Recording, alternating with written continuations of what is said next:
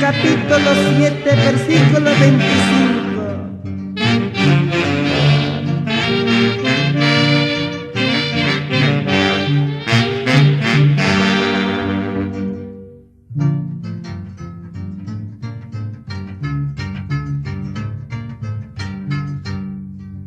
Wilas paikirun namasi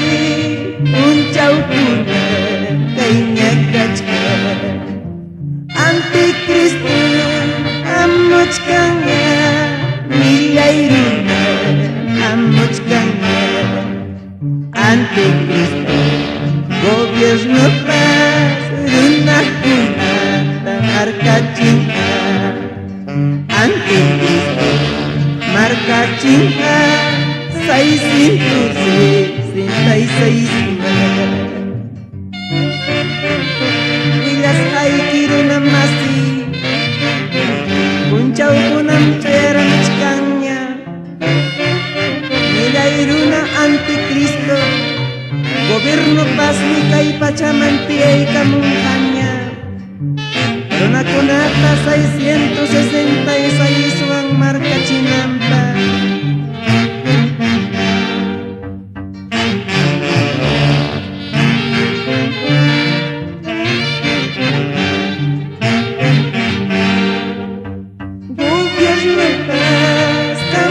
Junga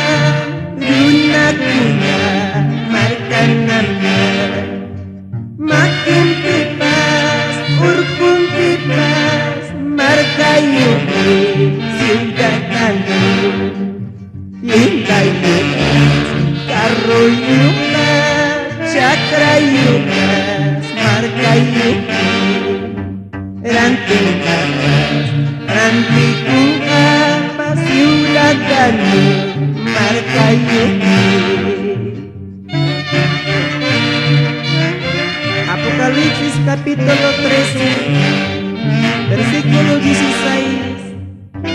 Apocalipsis capítulo 13 versículo 17. Chay gobierno pasmi una conata marca cinta ayuk makin pinta urpimpi Chay marka yuklam kang pacakra yuk wasiyuk Uk ciudadano Antikristo kama cinta Ibangkilo cinta nampa Iglesia tama wechka cinta Dios pakunta besaya isla Dios dapat Causa una tamuanyo cinta Antikristo Dios dapat Causa una tam cinta Antikristo Daniel capítulo 7 versículo 25